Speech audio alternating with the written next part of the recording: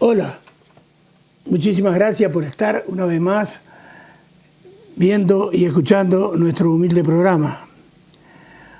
Hoy vamos a estar con nuestro médico de cabecera o médico de familia, Pedro Alfonso Micol Costa.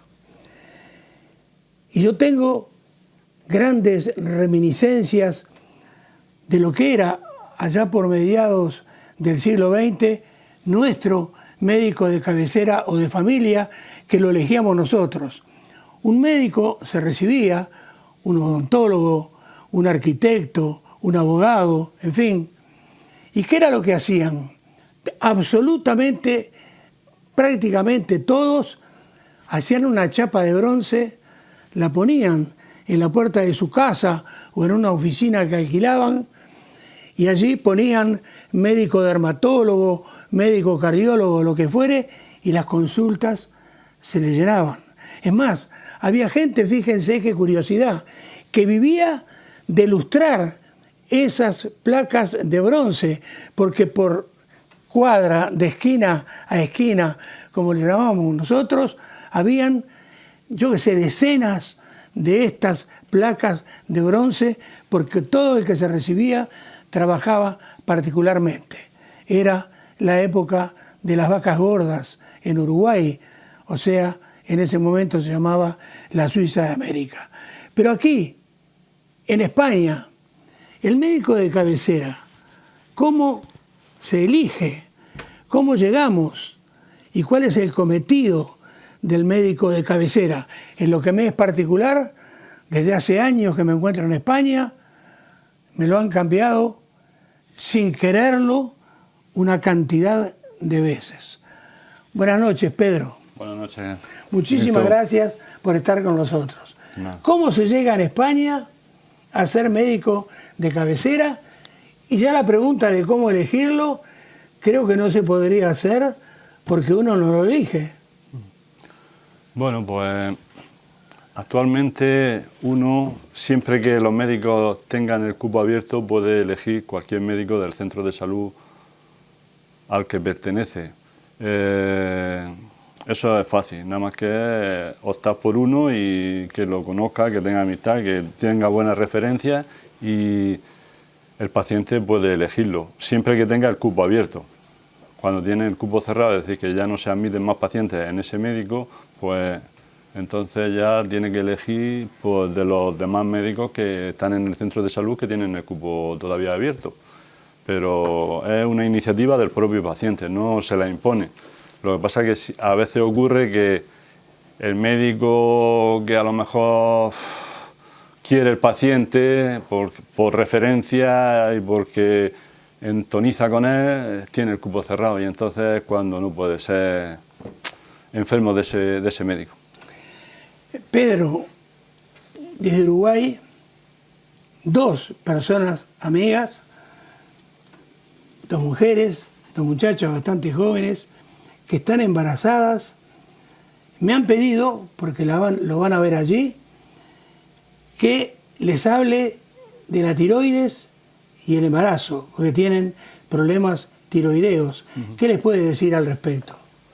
Pues sí, últimamente nosotros estamos en parte colaborando con las matronas y los tetras en el tema este del seguimiento del embarazo y hacemos 3 controles, un control por trimestre, hacemos una analítica el primer trimestre de ver serología y analítica general, RH, grupo sanguíneo y el segundo trimestre se hace una analítica general y el tercer trimestre otra.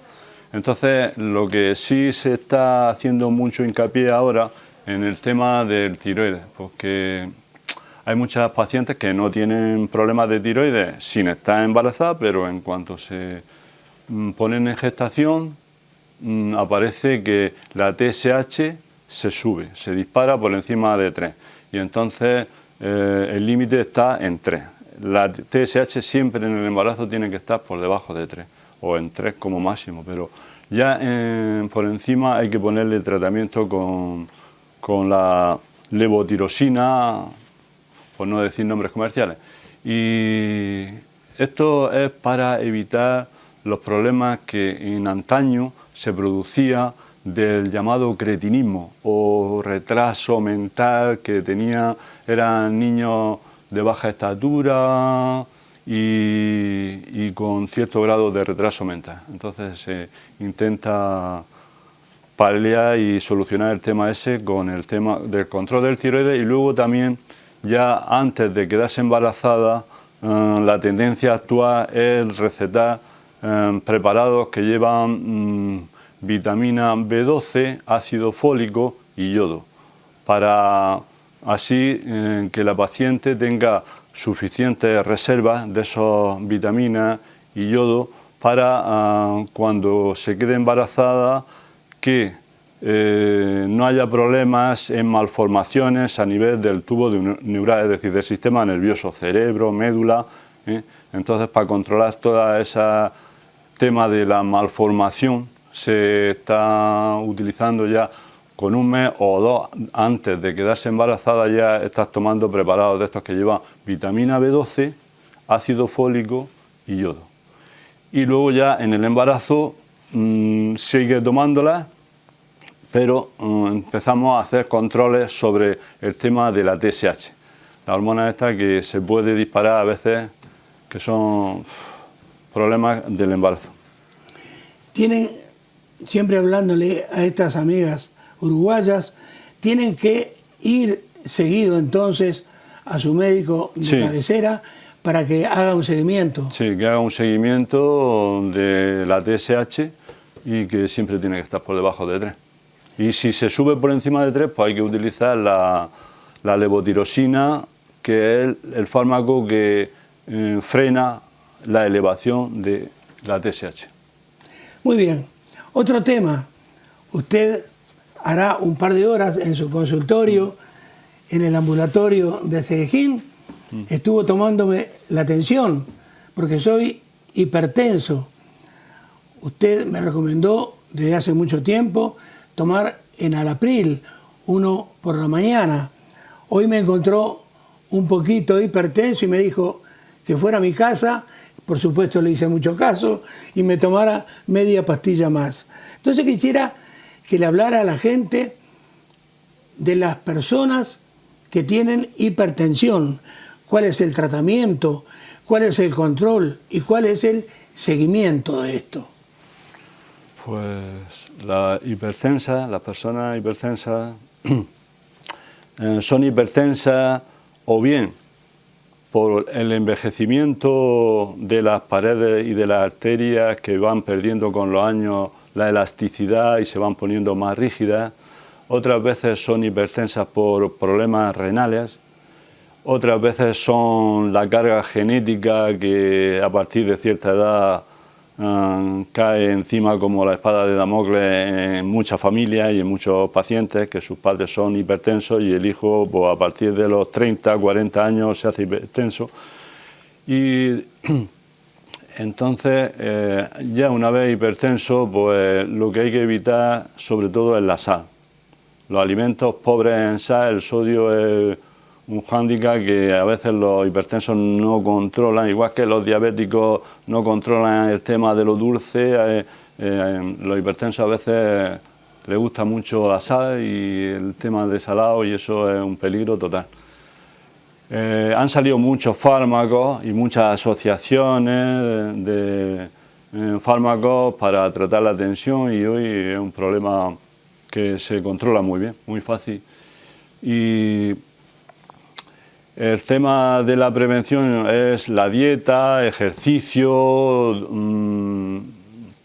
la dieta sobre todo pobre en sodio, y el ejercicio es fundamental para que el sistema circulatorio vaya bien.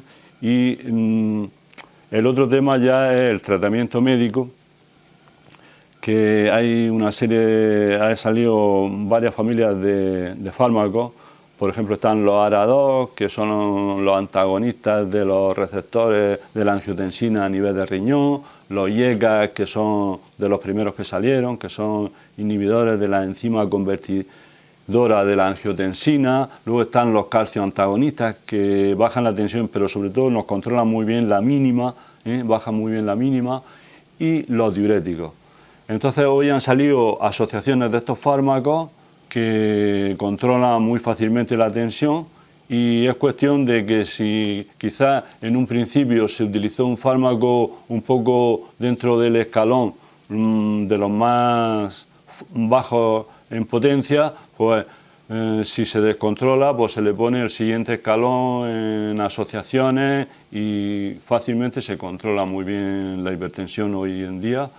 Y vamos, el tema es que a veces se descontrolan, hay temporadas que los pacientes o estrés o que no respetan la dieta, y eso le puede producir una crisis hipertensiva que a veces son graves y producen, pues, he tenido pacientes con hemorragias intracraneales por el tema de la hipertensión. Hace un par de semanas tuve uno, pero son descontroles así transitorios que a veces otros han tenido descontroles y crisis hipertensivas y en cambio no han tenido ningún problema. Es decir, que a veces hay que llevar mucho cuidado con los descontroles y las crisis hipertensivas, porque pueden dar un buen susto y luego se van recuperando poco a poco, pero un ictus tal es un peligro, sí.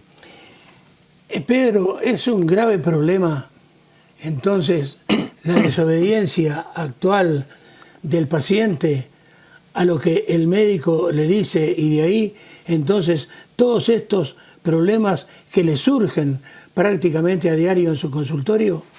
Pues sí, es un problema porque hay muchos pacientes que tú le explicas las cosas una vez, 2 veces, 3 veces. Es que están allí en la consulta cada 3 por 4, pero luego hacen lo que les da la gana y entonces tenemos un problema que va descontrolado, pero el paciente acude a la consulta, le dan las explicaciones y luego no las hace. Y entonces es un grave problema porque se va a encontrar con una patología grave, sí. Pero hay pacientes de ese tipo, sí. Mucha gente pensará entonces que el hipertenso no se puede bañar en agua salada y el diabético, que usted habló del diabético, en agua dulce. Por eso entonces ahora vamos a hablar de la diabetes, que hay varios tipos. Está el tipo 2, por ejemplo, del que nos gustaría que usted también nos hablara del seguimiento, del tratamiento, del control, en fin. Sí, sí. Pues la diabetes, igual que la hipertensión, a veces lleva una cierta carga genética. Hay familias que son diabéticos los padres, los hijos van luego a partir de cierta edad saliendo la diabetes. Y luego, pues el tema de la diabetes también pasa que generalmente la gente que es diabética pues le gusta lo dulce, ¿eh? Y lo bastante que no pueda comer eso para que tenga más ansiedad a eso.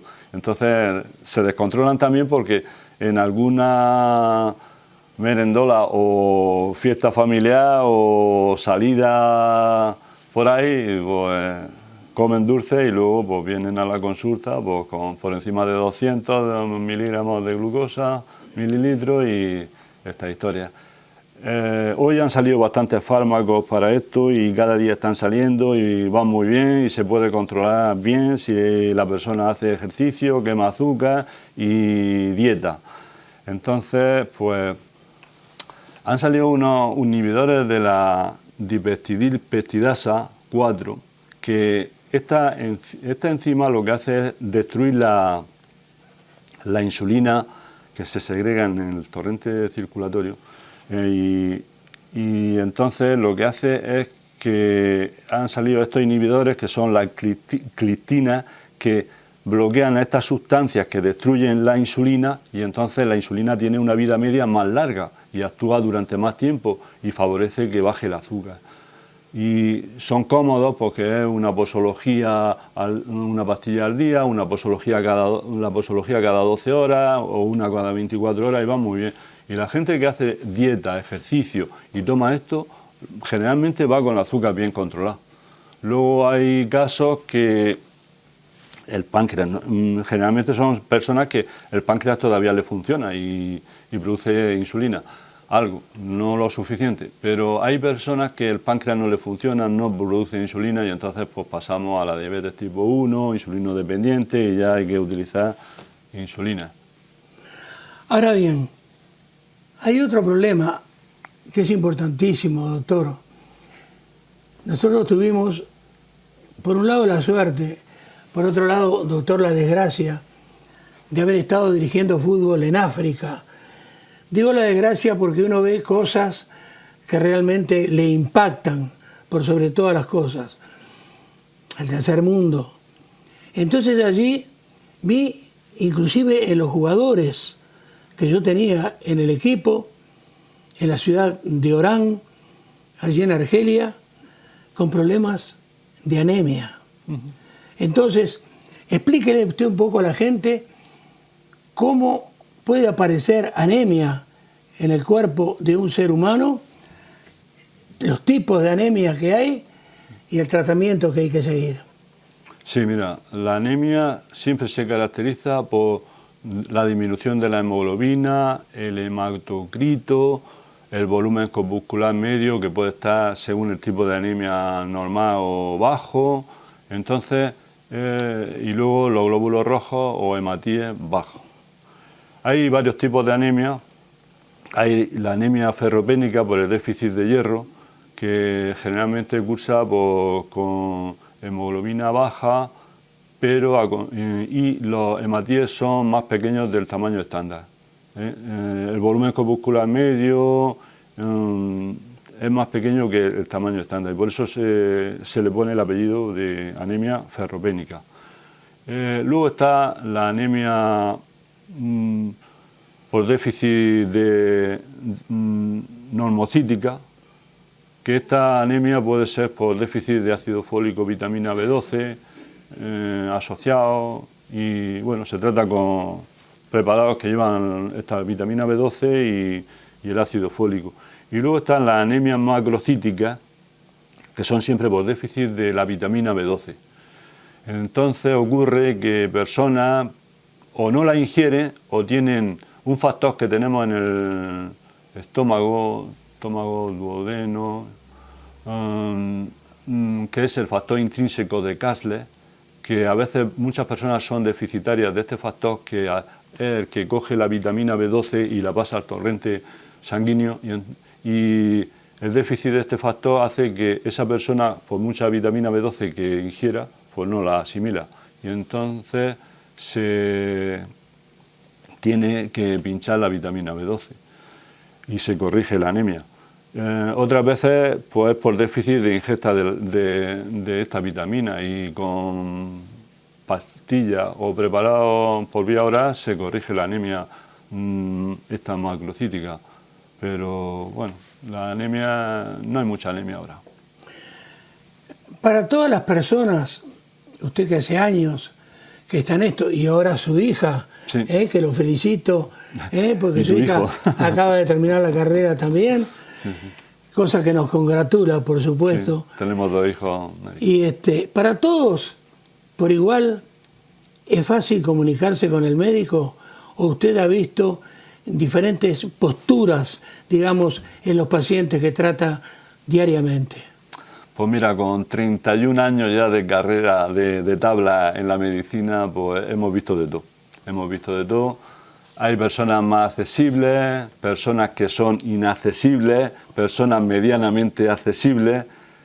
En fin, yo soy de los accesibles y quien me busca me encuentra. Pero hay personas que por su carácter y su forma de ser, pues no son accesibles. Y la gente pues tiene encontronazos con esas personas, es normal. Si tiene un carácter mal, pues en la lucha diaria del trabajo pues te encuentras con paquetes de discusiones y de historias malas. Entonces, pues yo creo que la profesión médica hay que tener vocación. Yo no comprendo cómo algún amigo mío que es médico me dice: yo estudié medicina por el sueldo. Pues tener un buen sueldo, por Dios, es que eso es que, si no tienes vocación, ¿cómo va a estar en la consulta? Pues todos los días, pues con muy mal genio, muy mal carácter, muy poco accesible a las personas, entran y salen como un desfiladero aquello, esto no. Entonces yo pienso que la persona que no tiene vocación no debería de hacer carreras que no le gustan. Yo como desde antes de hacer el bachiller ya pensaba en la medicina, Pues esto lo tengo muy asimilado y yo soy persona muy corriente y hablo mucho con las pacientes y le explico muy bien las cosas y me llevo muy bien con ellos y estoy estupendamente con los pacientes. Entonces, la accesibilidad depende de la persona, porque si no eres accesible ya sabes que tienes problemas con los pacientes, porque es así. En otros países, como en Uruguay, en Argentina, en Brasil, en Chile, bueno, no solamente en el cono suramericano, sino en Centroamérica, evidentemente la gente no emigra hacia allí desde países europeos, sino que es todo lo contrario. Entonces, aquí en España, esto es una verdadera Babel, porque hay de todas las nacionalidades. Entonces, de pronto usted abre la puerta, se encuentra con una persona que habla árabe, otra que habla francés, otra que habla inglés, en fin, es impresionante la corriente migratoria que hay hacia España. Entonces, ¿qué problemas encuentra usted en tratar a estos pacientes? Pues bastante problemas en el tema de entender lo que quieren o lo que le pasa, porque a veces uno intenta, vamos, a las duras y a las maduras, lo que el paciente te está explicando o te está señalando o te está con gestos explicando, pero a veces es que necesitan llevar un intérprete porque, sobre todo los pacientes de los países del este, que no saben nada tienen que traer un intérprete porque es que no hay manera de comprender el idioma y claro, pues, no sabe exactamente lo que te quiere decir y lo que le pasa. Pero vamos, toda la parte de Sudamérica o ingleses o franceses o de Europa no hay problema. Muy bien, ¿es preferible un médico que se concentre en tratar la enfermedad o en procurar el bienestar y por sobre todas las cosas la prevención de la enfermedad? Sí, la prevención es lo principal. Se intenta, hago mucha analítica intentando prevenir y enterarnos de las cosas un poco antes de que ocurran y marcadores tumorales y le digo a la gente de hacérselo porque tienen familias que tienen cáncer de una cosa, de otra. Intento yo el tema ese controlar y prevenir mucho y sobre todo también explicarle lo de la dieta, que es fundamental, lo del ejercicio es fundamental y se tiene una buena actividad en ese sentido de prevención. Lo que pasa es que la carga genética es así y el que tiene la carga genética, aunque por mucho prevenga, al final salen las cosas y luego hay que tratar. Pero sí, se intenta prevenir bastante a nivel de dieta, explicándole las cosas, a nivel de todos los análisis posibles de marcadores tumorales para ver si llevan alguna carga genética en ese sentido y el ejercicio, sí, para evitar problemas vasculares, sí, se intenta prevenir bastante. La hija ha hecho la carrera por vocación, siguiendo a su padre, y ¿qué es lo que más le gusta hacer dentro de la medicina? Pues mi hija yo creo que tiene vocación también de médica, porque como ha visto las cosas ya de tan pequeña, aunque también tiene vocación de música, porque ha hecho también piano superior en el Liceo de Barcelona, pero bueno, ella está centrada ahora mismo en el tema de ver los resultados que van a salir ahora, cualquier día de estos del MI, y ella le gustaría hacer pues pediatría, es una de las opciones que le gusta, o neurología, o hacer pediatría y luego centrarse en la esfera neuropediátrica y si no, pues medicina de familia, como el papá. Como yo soy. Muy bien, Pedro, vamos a hacer acá una pausa, nos vamos a ir a tomar un cafecito y dentro de muy poquito, mientras la gente mira algunos consejos, nosotros Volvemos para hacer entonces el segundo bloque de la noche de hoy. Hasta dentro de pocos instantes.